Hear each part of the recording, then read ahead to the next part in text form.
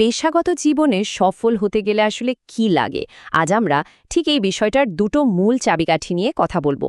আর এর জন্য আমরা দুটো দারুণ জায়গা থেকে অনুপ্রেরণা নেব।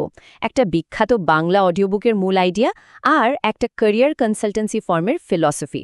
চলুন তাহলে গভীরে যাওয়া যাক। আচ্ছা, আমাদের সবার মনেই তো এই প্রশ্নটা কম বেশি আসে, তাই না? যে একটা দারুণ কেরিয়ার গড়ার আসল রহস্যটা ঠিক কি করলে সাফল্যের একদম চূড়ায় পৌঁছানো যায়? এই মৌলিক প্রশ্নটাই কিন্তু আমাদের আজকের আলোচনার একদম কেন্দ্রে। আসলে দেখুন, জীবনে উন্নতি করার একটা ইচ্ছা বা সাফল্যের একটা পাকা রাস্তা খুঁজে বের করার চেষ্টা, এটা তো আমাদের সবার মধ্যেই আছে। আর এই যে একটা সার্বজনীন আকাঙ্ক্ষা, এখান থেকেই আমাদের আজকের গল্পের শুরু। ভাবুন তো একবার, একটা বিশাল বিল্ডিং যখন তৈরি হয়, তার আসল শক্তিটা কোথায় থাকে? এর ঝকঝকে ডিজাইন বা দামি রঙে? না, একদমই না।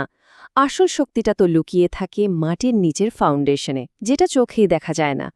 ক্যারিয়ার গড়ার গল্পটাও কিন্তু ঠিক এই রকম। এর সবচেয়ে জরুরি অংশটা আমরা দেখতে পাই না।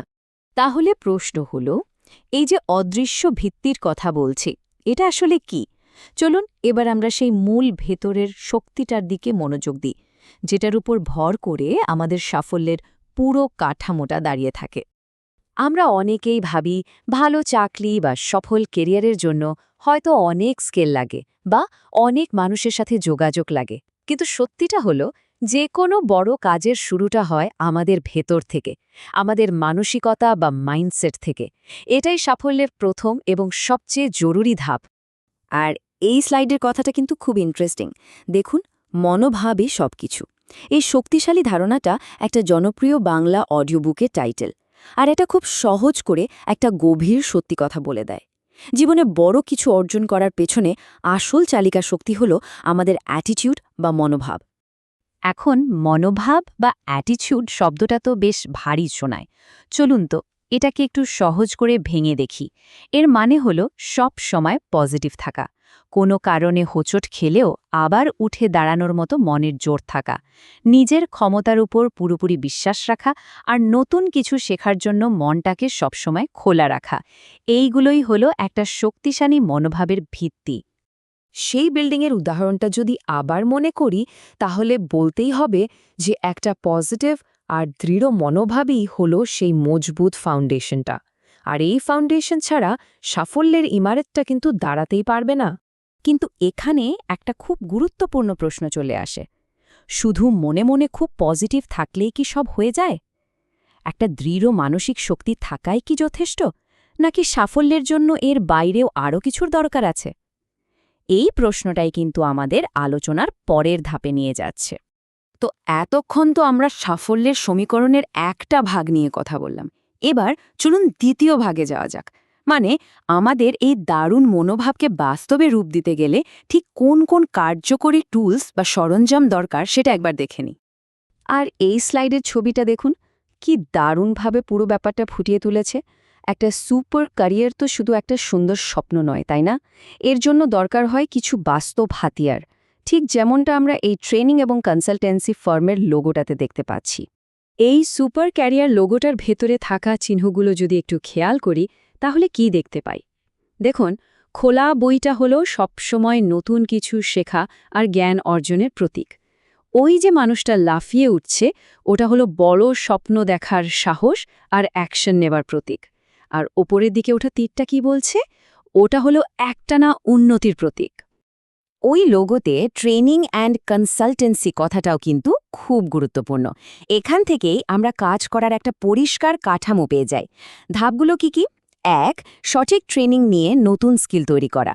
২. যারা এক্সপার্টস তাদের থেকে পরামর্শ নেওয়া। আর ৩. ওই শেখা জ্ঞান আর স্কিলটাকে কাজে লাগিয়ে বাস্তবে এগিয়ে যাওয়া। তাহলে আসল ব্যাপারটা কি দাঁড়ালো? সবচেয়ে গুরুত্বপূর্ণ বিষয় হলো আমাদের মনোভাব আর আমাদের কাজ।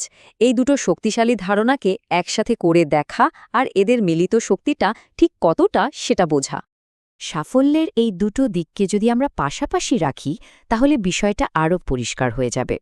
একদিকে আছে আমাদের ভেতরের মানসিকতা, যা আমাদের কেন এগোনো দরকার সেই প্রশ্নের উত্তর দেয়, মানে আমাদের মোটিভেশন দেয়। আর অন্যদিকে আছে আমাদের বাইরের কাজগুলো, যা আমাদের কিভাবে এগোতে হবে তার রাস্তাটা দেখিয়ে দেয়। দুটোই কিন্তু সমান জরুরি, একটা ছাড়া আরেকটা অসম্পূর্ণ। বিজ্ঞানে একটা খুব ইন্টারেস্টিং কনসেপ্ট আছে, নাম সিনার্জি। এর মানে কি জানেন?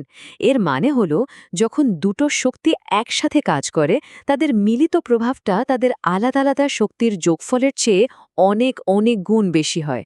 সোজা কথায় ১ আর ১-এ ২ না হয়ে যায় ১১।